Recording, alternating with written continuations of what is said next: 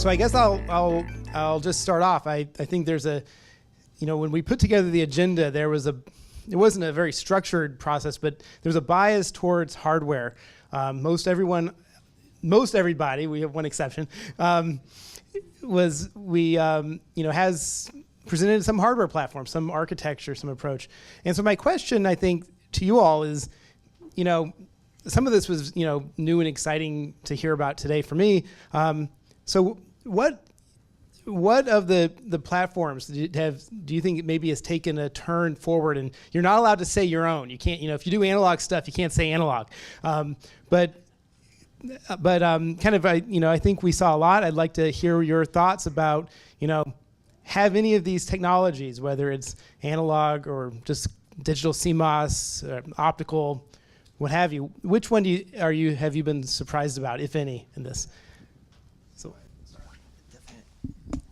Okay, yeah. So Quabena's I thought was really interesting because he mentioned the the heterogeneity problem with analog, and it looks like, and this is kind of just more of a question I had for you, but you were mentioning that these things change with temperature, and then it looks like you're using NEF, which is kind of a control theoretic approach to calibrate for that. And to me, that's really interesting, because if you can really handle the heterogeneity of this thing, then now you can get the benefit of having analog components.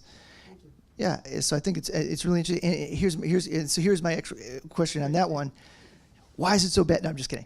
My question is, are you doing that dynamically, or how exactly is that working? Were you setting it ahead of time, like here's what the temperature is, now I'm gonna solve for it, or what? Yeah. Thanks for the compliment. We actually doing this as just an extension of Lisquared optimization or ridge regression. So if you solve for these decoding weights and you include tuning curves that were measured across the temperature range that you want, then you can solve for a set of decoding weights that give you the same function independent of temperature.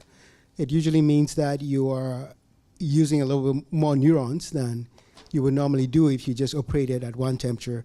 But basically you look in biology and you look at things like the crab, which have pretty small number of neurons, or lizards and things like that. They don't thermoregulate, right? Because the overhead for them to do that, given their small brains, is excessive. So when you get to a big brains like us, then the overhead, it makes sense. And so if you look at these animals, they actually have much more complex neurons than us. They use a lot more variety of ion channels. They use peptides as neurotransmitters. And in some sense, they are expanding the degrees of freedom that they have so that they can find solutions within that are robust to that temperature variation.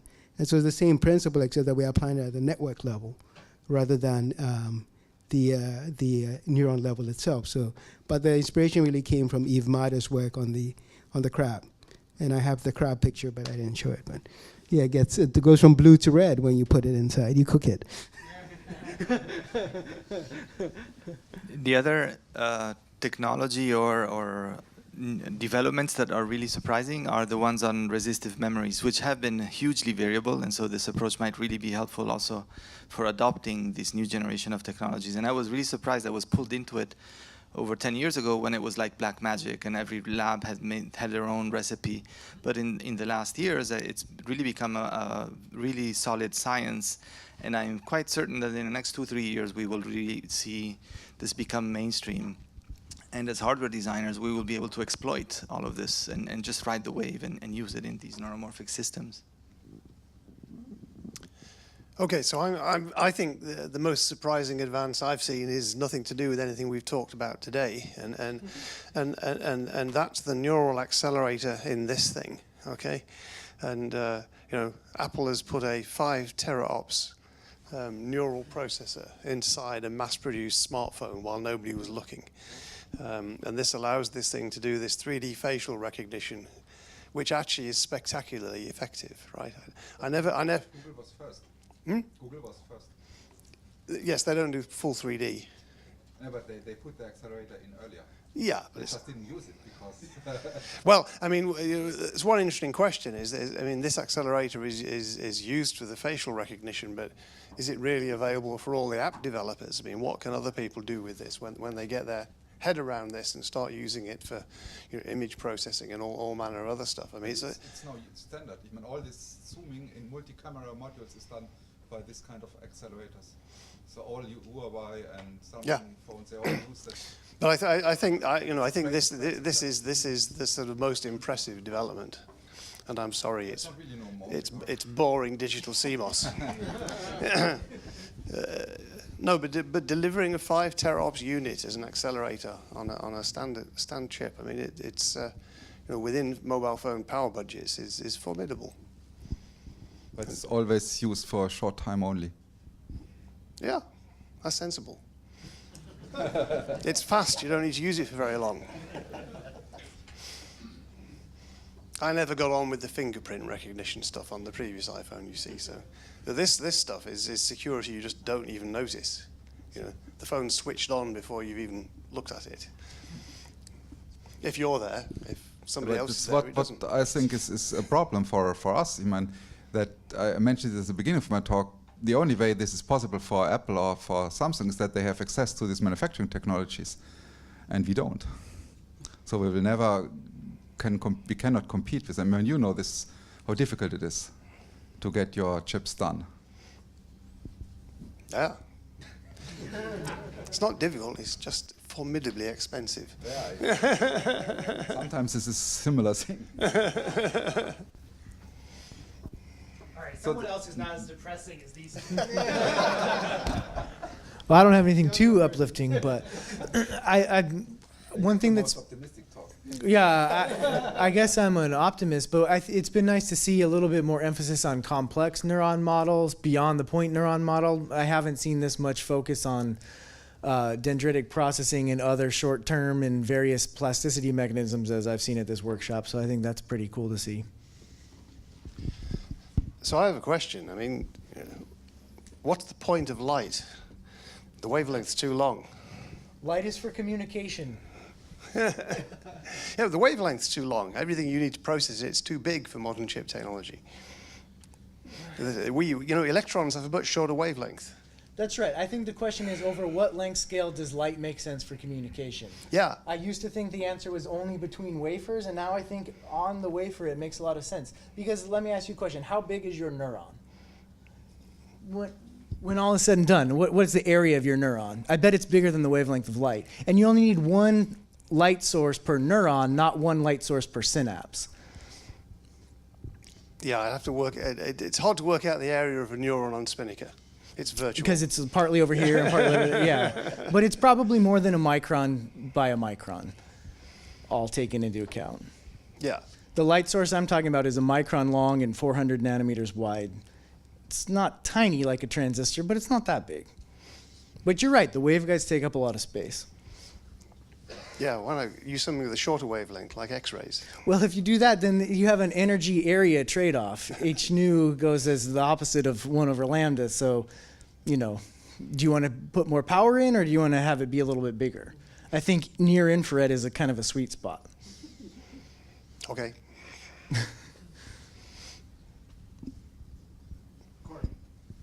Yes.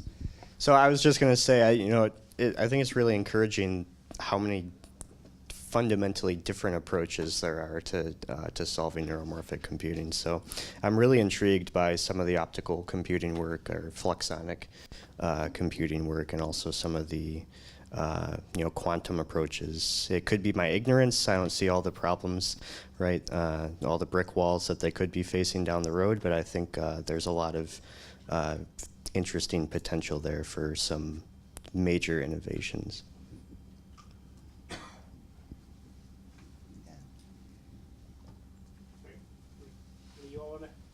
Nobody gets out without speaking. Can I say something before we open it up? So I'm just a master student, and I just, I'll be honest, I just kind of tried a project with a friend of mine, and we noticed we got better network performance, but like, why. Like, I know like a big field now is network understandability, like explaining why our networks are performing as they do. So I just kind of like was trying to find like metrics to see like how can we explain what's happening in, like, for example, a dynamical network like a reservoir network.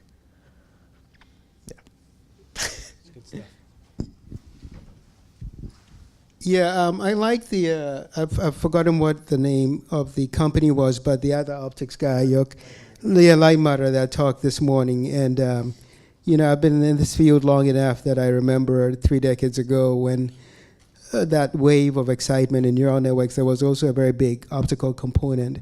People like Nabil Farhad at UPenn and Dimitri Saltis at Caltech were doing this holographic approach in 3D free space, which was pretty cool. You could really sort of just in a holographic crystal, you could store all the stuff. It was really amazing.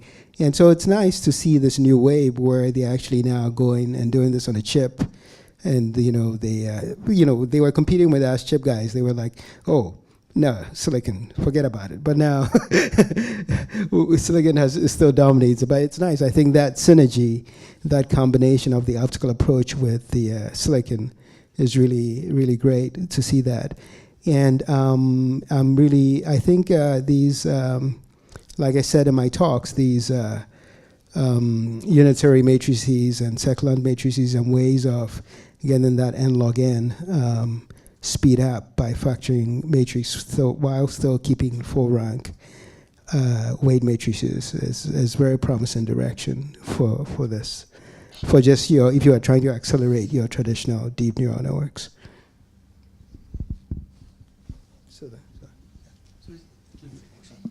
So is he here, by the way? This Yeah. Nick had to leave. Oh, he had to leave. 1.5-year-old. I see. Got Well, an excuse. so I actually had a related question on this.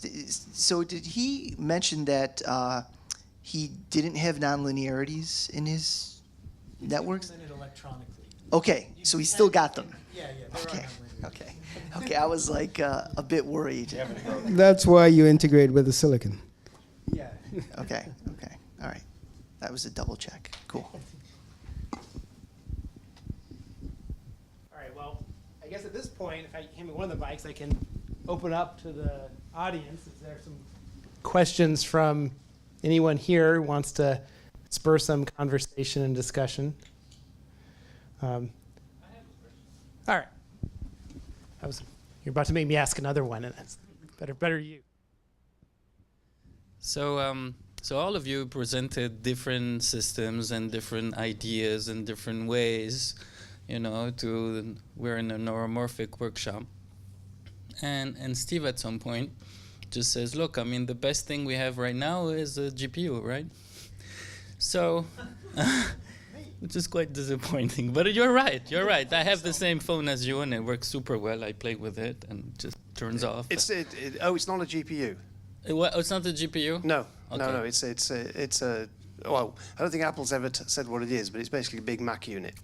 Oh, okay. Anyway, so if you go through all these systems, what are the odds of you finding something, just one thing that your thing can do, then that thing cannot do? I mean, right? What is it that you're looking for? Are you looking to build a brain, which was the neuromorphic scope, like 10 years ago? Now, it's taking off, it's energy. So what do you think, your systems are good at, that nobody can do out there? Well, the people out there are all currently focused on conventional deep networks with dense matrix multipliers as the key accelerator. And they're very effective on those deep networks. But as I mentioned earlier, biology is universally sparse. And so all the techniques that are developed for dense matrices will stop functioning when we understand how to exploit the sparse nature of biological connections.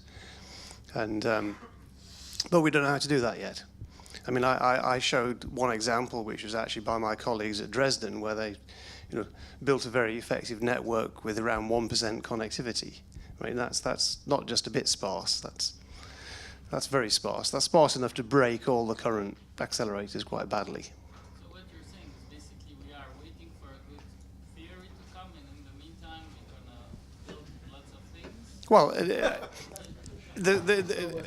mean, the kind of thing we're doing was originally intended to support brain modeling, which it does far better than. And there won't ever be a single theory in this matter, I think. I mean, the brain is a multi-level system with a lot of parallel working mechanisms, and they all need to be discovered. So we won't discover one single simple theory, but we will, for different kind of data, different kind of problems, step by step discover useful algorithms. And I think our systems will help to discover these training algorithms. That is the biggest problem. We need to fix the parameters of this kind of systems, and there are billions of parameters, and this can only be done by local learning rules like nature does it.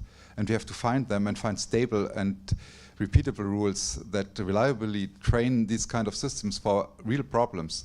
And I think this is what neuromorphic can deliver. Yeah, and in particular, of course, online learning is a major weakness of current systems. Yes, and time continuous learning, for example. Yeah. We need robots that learn not only face detection handy smartphones. Thank you, but so what is, I've heard from the business that nobody wants online learning because you don't know what that thing is learning. So yeah, but it's about research at the moment, not about business. And the attitude of business changes over time. So, yeah. I mean, it was a couple of years ago. One of our alumni, P. Warden, works at Google for their TensorFlow activity, and I spoke to him once about online learning. He says, "We don't want that. How could we ever guarantee the output?" I met him 6 months later, and he said, "Well, maybe we do want that." When I started with the field, they said machine learning, neural networks, no go. And now everybody uses neural networks in machine learning. So things change.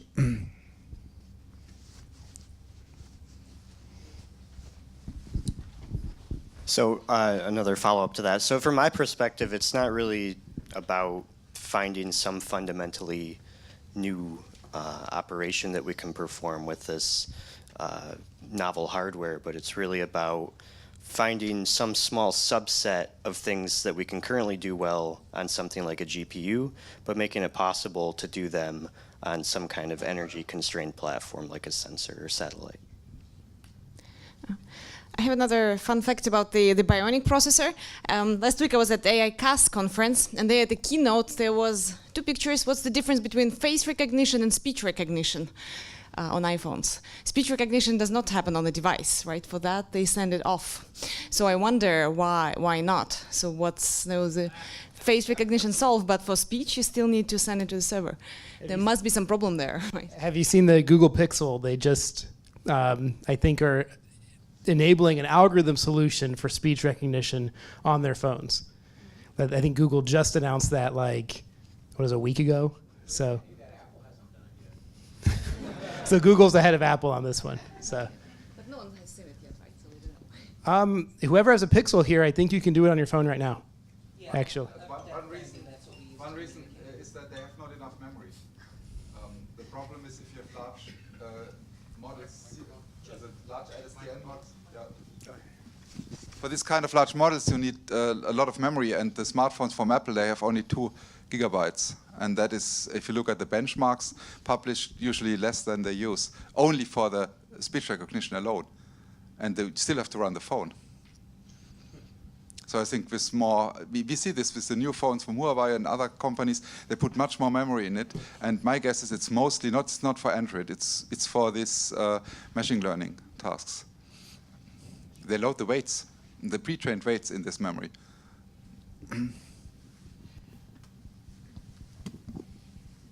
So I have a Google Pixel, and I just told it it's time for dinner, and it didn't listen, so I don't think that works.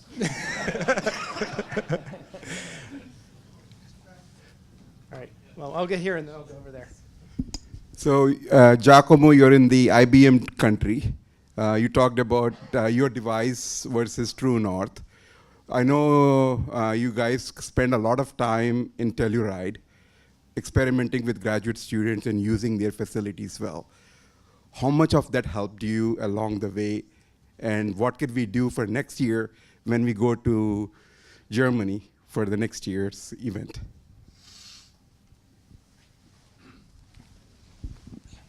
How much did the True North experiments? Your work with Telluride. working with students over, not just your students at ETH, but with Telluride? So the Telluride workshop is something that started out in '93, and we've been promoting the growth of the community. I actually started going into Telluride in '95, and ever since, except for the last couple of years. So that's been instrumental in promoting the community to grow. And in fact, Kobena is also one of the participants that has almost always been there. And in fact, the True North designers were his students that came to Telluride.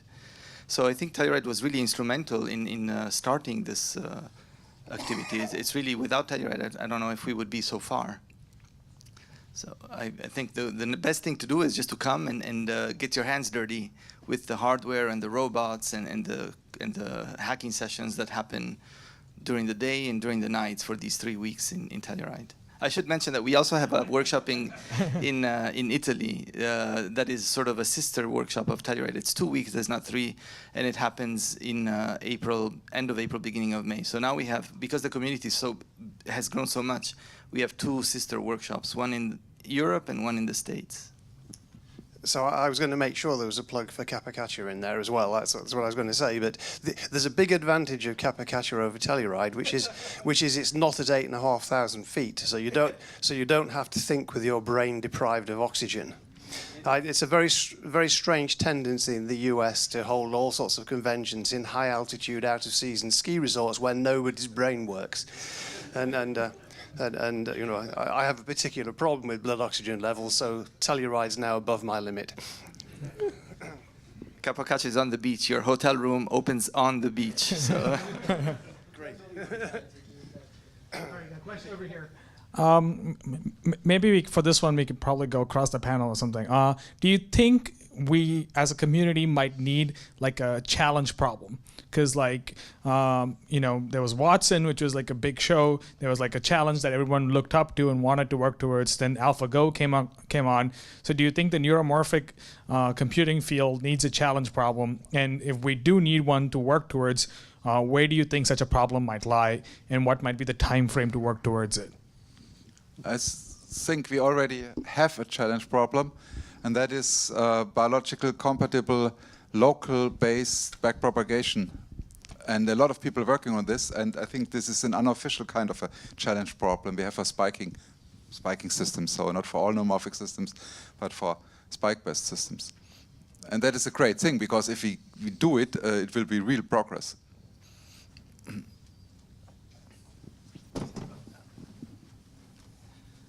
I think we desperately, as a community, need a set of standard benchmarks to be able to compare the various approaches and to quantify the improvements over the years in a concrete and quantitative way. And the benchmarks that machine learning people with deep networks and convolutional networks use are not best matched to the type of hardware and type of algorithms that we are trying to do with real-time online sensory processing, online learning. So, but there is no standard, well-accepted, defined benchmark that everybody uses, and I think we really need one. And there are several efforts around, but nothing yet. So I'm at NIST, the National Institute of Standards and Technology, and we don't know what to do here. So actually, one of the things we're hoping to do, there was an executive order only a couple months ago that said NIST needs to start stepping up their game in AI and figure out a sort of national strategy for how we're going to move forward. One of the things may be standards, benchmarks, I don't know. So I do think it would be great to solicit input from a lot of people here. I don't know what the best way is to do that. Should I just put my email address somewhere and let you... it all just comes down to the Turing test? Maybe, I don't know. But anyway, yeah, we at NIST are actively trying to get going in this direction, and it's just a big problem. So if you have specific ideas, let me know, and I'd like to talk about that. Yeah, maybe I can comment too. Looking at it from IBM Lens, we love challenge problems, as you know, you identified one of them. And we had a very fun challenge problem earlier, which we demonstrated earlier this year, called the Project Debater, right? And that really was the next step, in our view, of how the state of the art can be improved. Looking at it a little bit from a business lens, because at the end of the day, we are in a business, and we want to make sure that the technologies we are developing is really helping the society and helping the business at the same time. So the area that I would like to challenge the team is, I think there is a good work in the space of neuromorphic computing, or in the space of AI hardware. I think we need to show, I think all the progress that has been made so far is still in the space of algorithm and use of existing hardware. The big problems, like the ones that we have seen, whether it's Jeopardy or AlphaGo or Project Debater, they still use conventional technology. The real challenge problem is to solve that level of problem with a new device and with a new technology. I think that is the real challenge problem that we are trying to drive, and I really challenge the community to go drive, show the benefit, and really show the crossover from traditional technology and solve this big problem, not the toy problem that everybody's trying to solve. Okay. Got a question here. I'll head over to. So just a question about the counter-rating paradigm, which seems to be, regardless of the technology, that you make a kind of very vast but undifferentiated space of neurons, and then you wire them using STDP or backprop. And it kind of reminds me again that we tend to draw our bio-inspiration in a very selective kind of a way. And in this case, I'm thinking about the fact that cortex is not a flat, undifferentiated sheet of neurons. It's incredibly highly structured. And that structure and organization is not created by STDP or backprop. It's genetically manufactured, and then STDP and backprop is used to fine-tune that. So just curious if anybody in the panel has got a view on that, in the sense of, do you see yourself some generations down the road implementing structure before fine-tuning? And I know that one of the problems, because I'm not saying this as a naive beginner, we built a system that could implement many hundreds of millions of neurons, and then found that nobody knew how to specify structure on that platform. I mean, we're ahead of the biology in that sense. But I'm just curious to hear the view from the panel. So, to address the specific example you gave of cortex, the Jülich model I described earlier today is highly differentiated. It has all the relevant layers with the relevant different neuron types and the different connectivity patterns integrated into that. So it is highly differentiated, with the exception that all the neurons in that model are presently point neuron models. Okay, so they're relatively simple neurons themselves, and we know that, in particular, the pyramidal cells in cortex have important internal structure, and probably reducing a pyramidal cell to a point neuron is oversimplifying.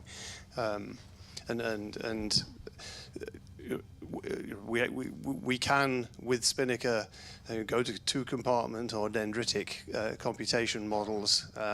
We haven't done that yet. So I don't think the sort of models that are being run on Spinnaker are undifferentiated to the extent that you're saying, that except they are all at the simpler end of the model. And that, I think, is intrinsic to the neuromorphic approach, that we can do a little bit by adding compartmental and dendritic structures. But if you really want the kind of models that Henry Markram builds in the Blue Brain project, where every ion channel is represented there in the model, then you don't want a neuromorphic computer. You want IBM's top-of-the-range supercomputer, which is what Henry tries to use. We can't.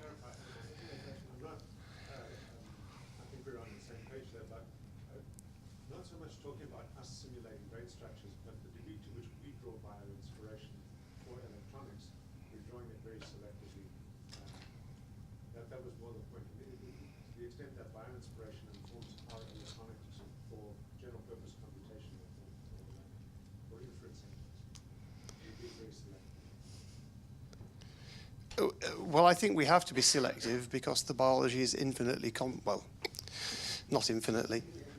unreasonably complicated. I use my language carefully.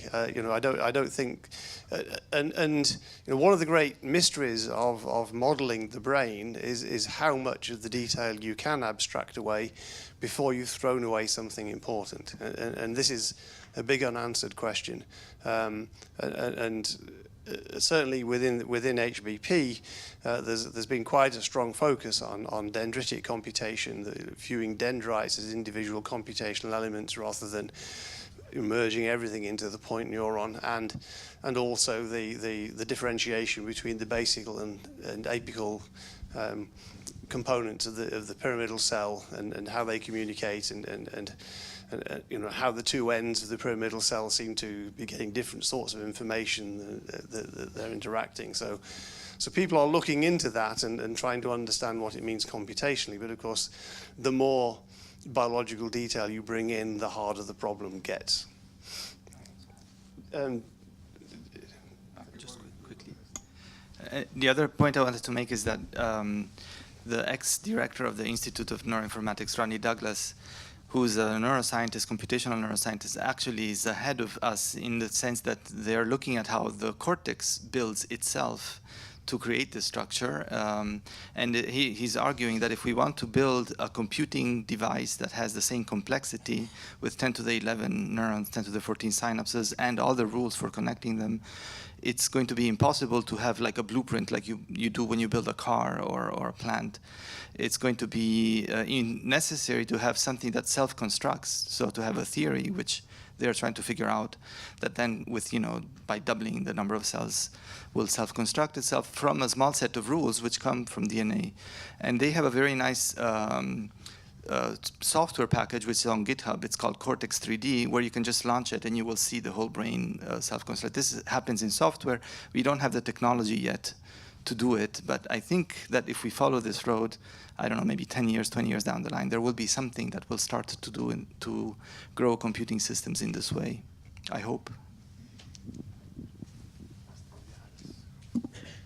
Yeah, I'm totally in line with Ronnie Douglas here, and it's exactly what I tried to show you in my talk, because I think we have the technology for this already. I mean, it's not built up to the scale yet, but in principle, this the correct combination of physical models for what we think is a consensus between the neurosciences and Turing-based software for the rest, like, for example, the growth of the cortex, the growth of the connections, the structural plasticity in larger scale.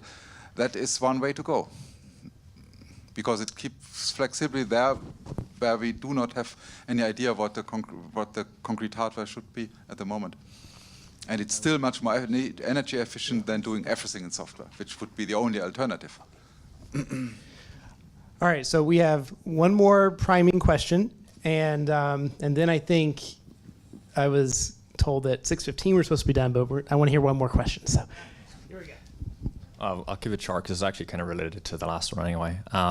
But so you mentioned sort of something that the hardware people are waiting for is biologically plausible backprop as an example of an algorithm that would sort of drive progress, I guess, in the field. But a lot of neuroscientists or computational neuroscientists view the aim of biologically plausible backprop as to sort of find out what the brain is doing. And then they sort of have this implicit assumption that if they can figure that out, then you guys will go along and do the same thing in your chips. Do you think there's a tension there between people who are trying to get these biologically plausible learning rules because they want to figure out what the brain is doing, and then do you think they sort of have these assumptions that after they figure it out, then will be clear that actually it's not as simple, and so maybe there needs to be more direction given from the neuromorphic crowd to the sort of neuroscientists and what constraints might differ, basically, if that makes any sense. Yeah, I think if I understand you right, the problem is that the way people model things or think of what is an explanation. I think all people who do mechanistic models, so that they can write equations of constituents for things, they're seeing problems similar, and then they can agree about solutions. But there are a lot of people who think something is explained if you cannot rebuild it, and that is not enough. But I think neuroscience at the moment, they learn and they changing their their paradigms, what is a real explanation. They're more and more moving on to the mechanistic model. So, and the Human Brain Project is, for example, one part of this. In the future, I think you cannot say you have explained the function of the brain if you cannot write down at least a basic theoretical model what this means in terms of equations of constituents changing over time. Because it's a dynamical system, it has to be described as one, not by boxes and arrows. But I think to come back to your question, I mean, I think I don't see it as a tension. I think it's a very creative synergy.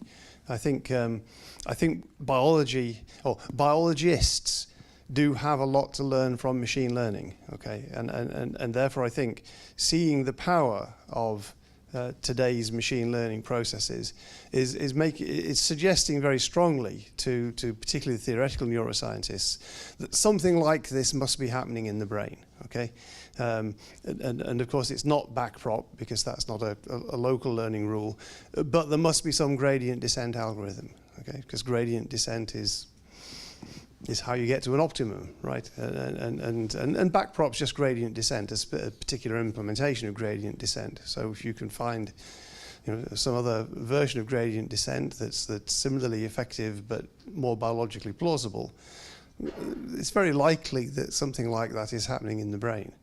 So I do think I don't see it as a conflict. I see it as a constructive convergence of conventional machine learning with neuroscience. I agree. I don't think there's a conflict either.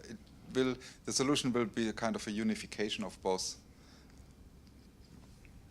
Anybody else want to comment? I'm looking at the organizers, and I know how desperate Hemant is to get up off his chair and move on to the next part of our agenda tonight. So on behalf of IBM, I would like to, I hope you are all enjoying our hosting of this conference here, and we are very happy to host it. The nice conference on this site with IBM and SUNY Poly and our partners, and I hope you can see the facility. I saw at almost 70% of the folks who are here are for the first time Albany people. That is great news. You will see the facility, and I will say we are very excited that this is we are bringing all of you here together, and this is the kind of place which will convert some of the ideas into reality, because we have this fantastic fab and an engine which is essentially driving now the innovation in the space of AI hardware. So Hemant, I'm helping you here to kind of wrap up. So thank you very much. Thank you.